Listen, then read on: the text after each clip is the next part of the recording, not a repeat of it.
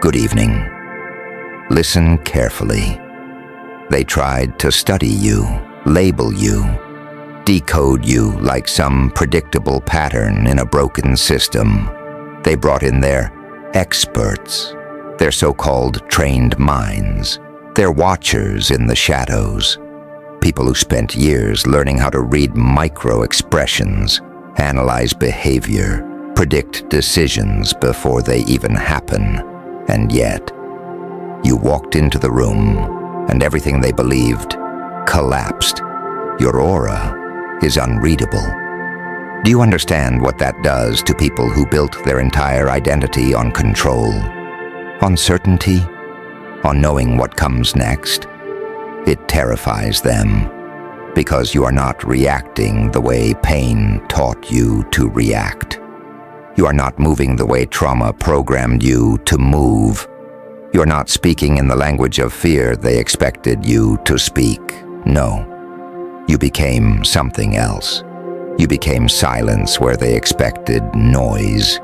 You became stillness where they expected chaos. You became unpredictable where they demanded patterns. And now they're panicking because every time they think they've figured you out, you shift, not randomly, no. You shift with intention, with awareness, with a depth they cannot measure. It's like trying to map the ocean with a ruler, like trying to trap smoke in their bare hands.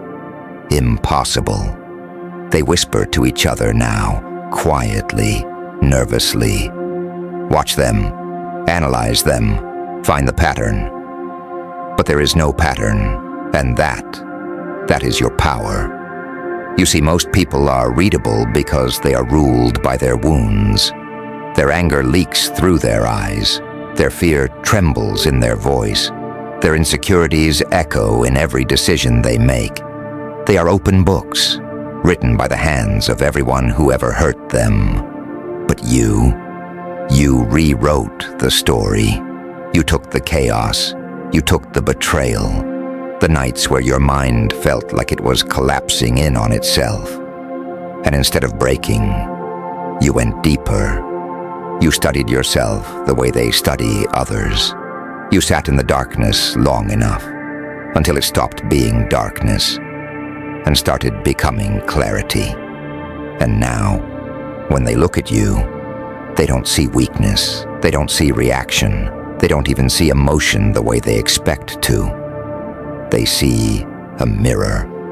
And that's what really unsettles them, because when someone's aura is unreadable, it forces everyone else to confront their own fear, their own instability, their own hidden fractures. You don't expose them by speaking. You expose them by existing. That's why trained agents, people who never hesitate, are second-guessing themselves around you.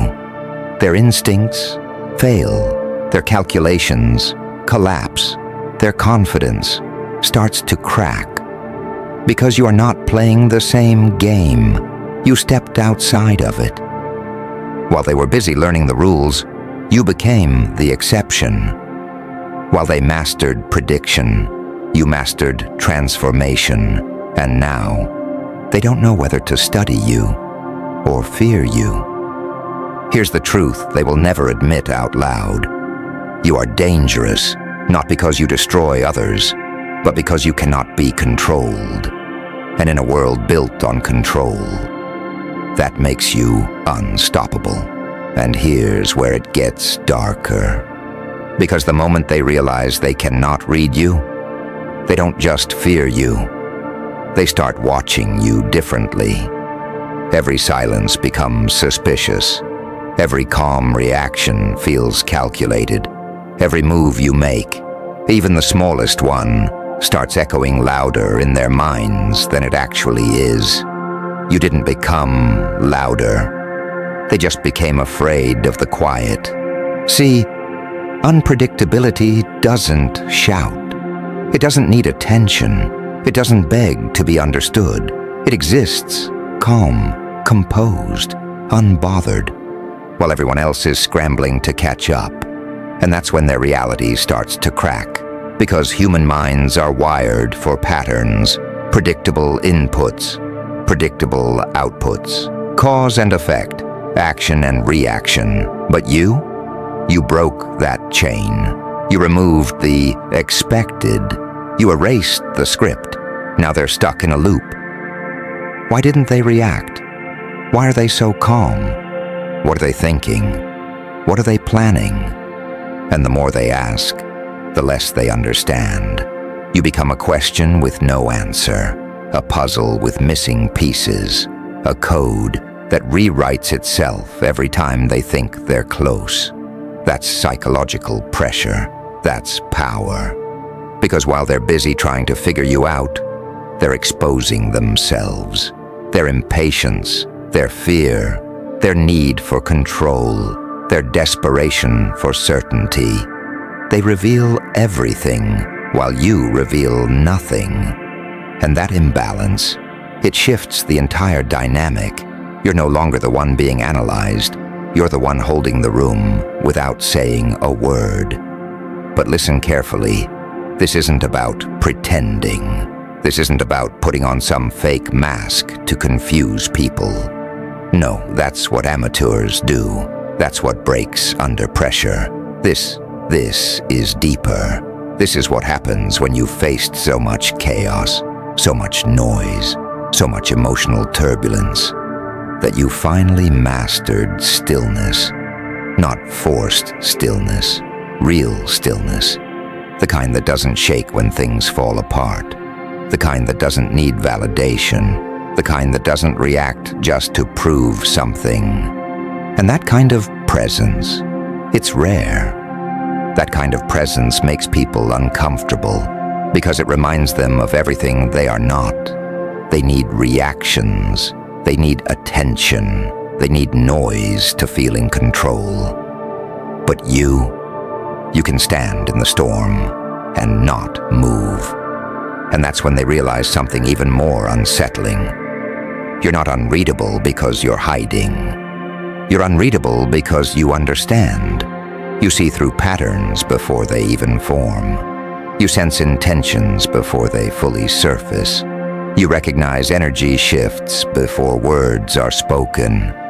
While they're trying to analyze you, you've already mapped them out completely.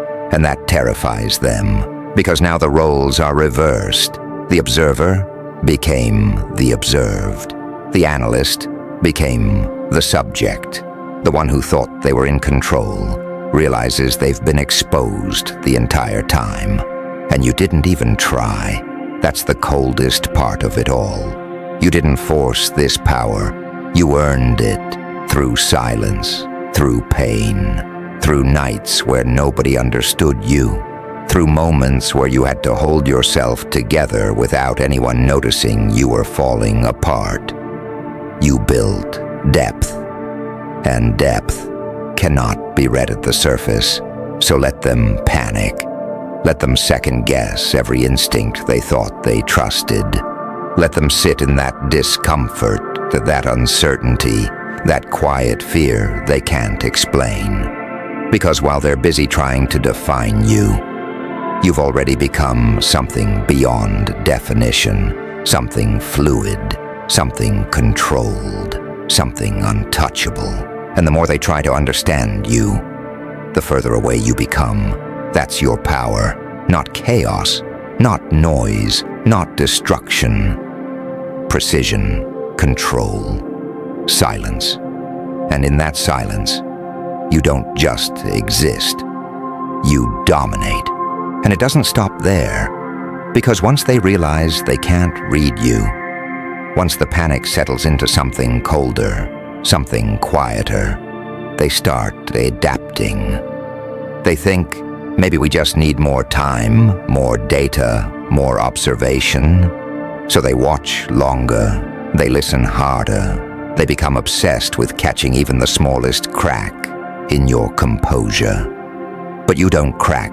You don't rush to explain yourself. You don't rush to defend your silence. You don't rush at all. And that's where their second layer of fear begins.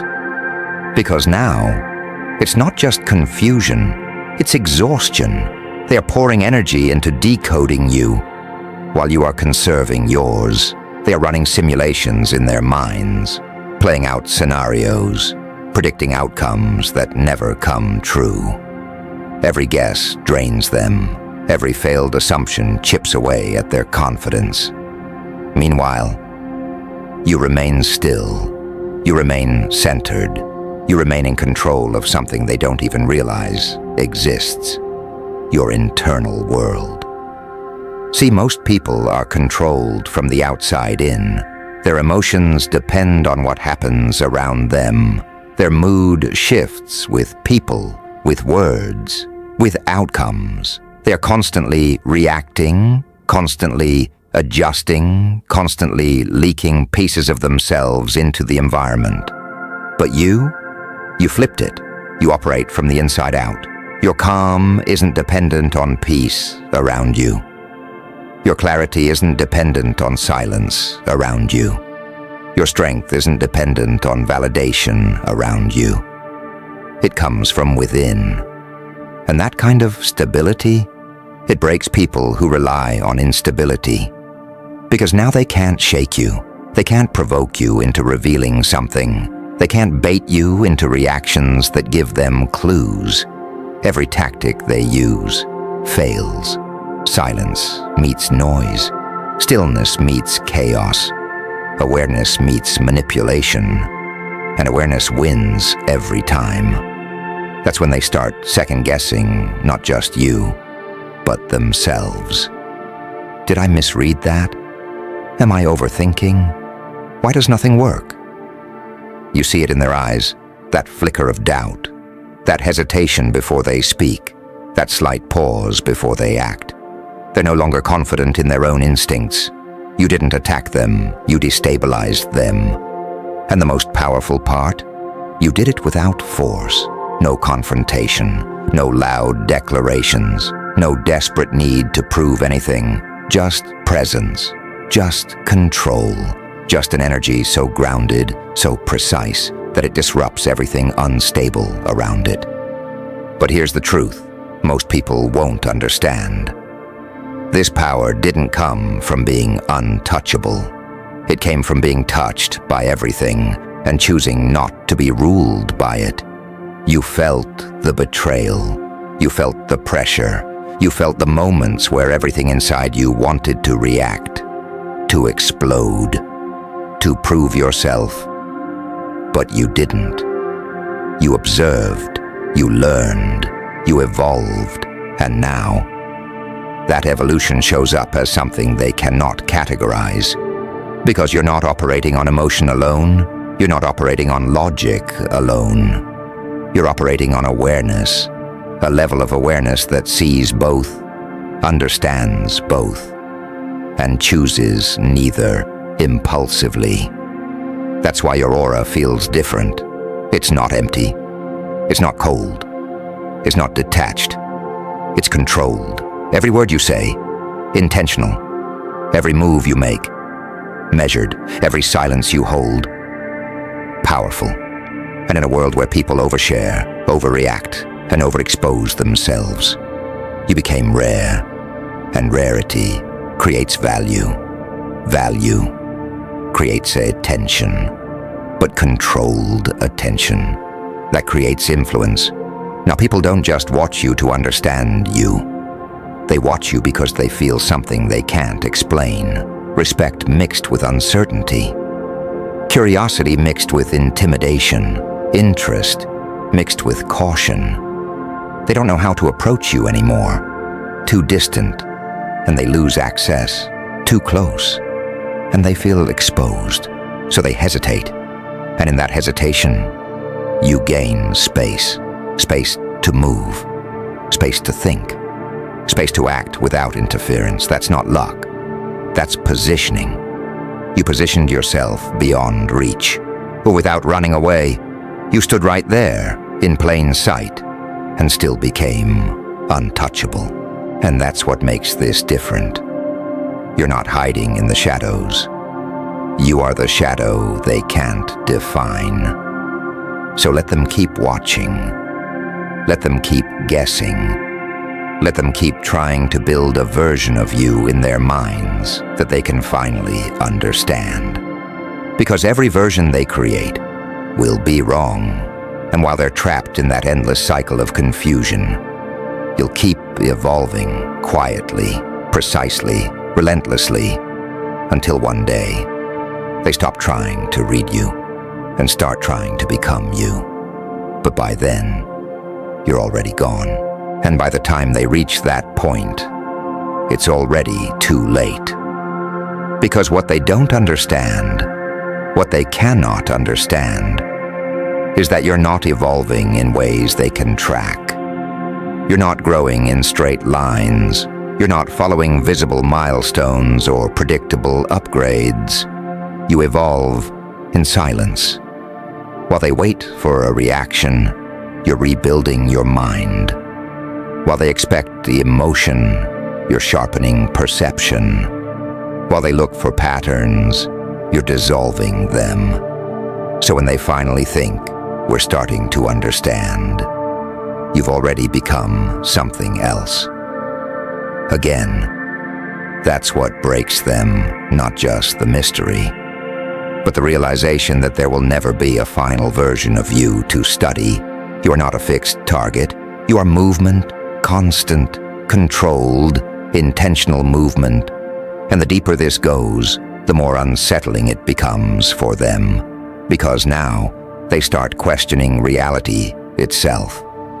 Was that intentional? Did they plan that? Or am I just seeing things? That uncertainty spreads. It leaks into their decisions. It slows their reactions. It clouds their judgment. And suddenly, people who once trusted their instincts without hesitation are pausing, thinking twice, second-guessing, overanalyzing, all because of you. Not because you're doing something obvious, but because your presence alone disrupts certainty.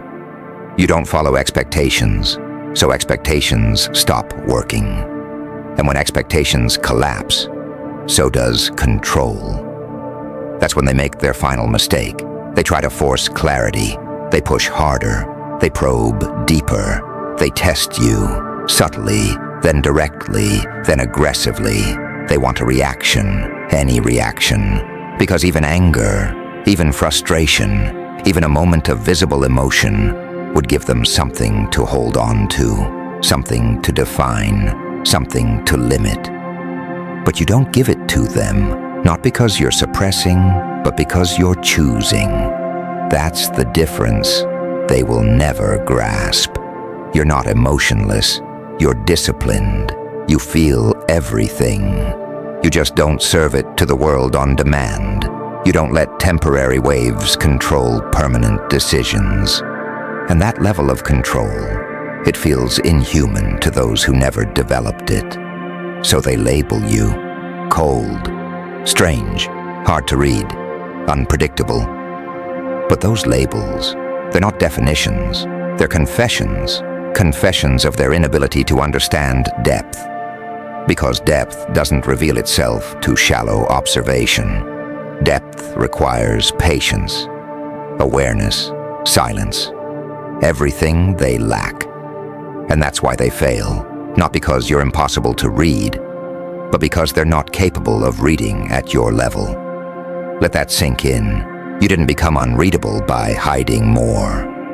You became unreadable by becoming more aware, more grounded, more intentional, more in control of your inner world than they are of their entire reality.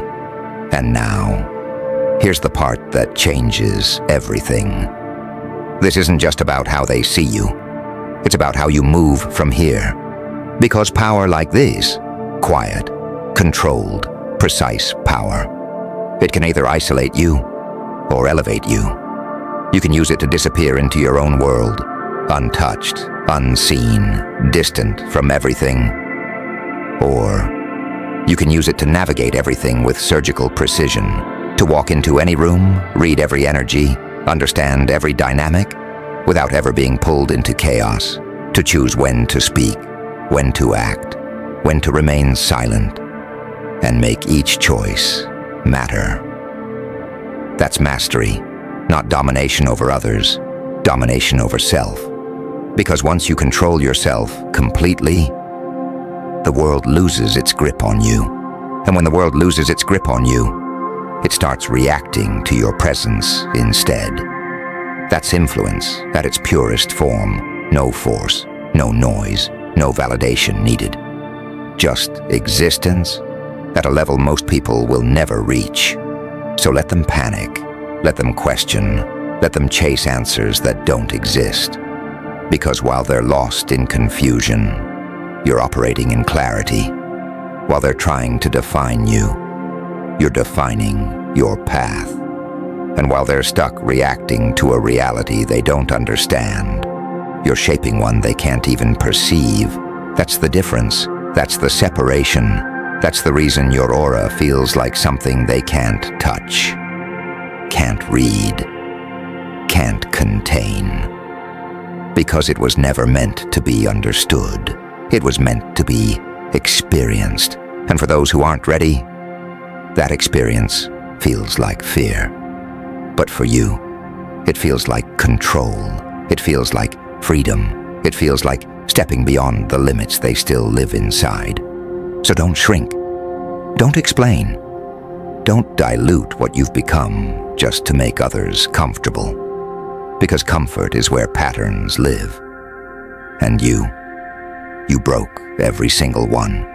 Now walk forward, calm, focused, unshaken, knowing something they're still trying to figure out. You were never part of their system. You were the anomaly that rewrote it.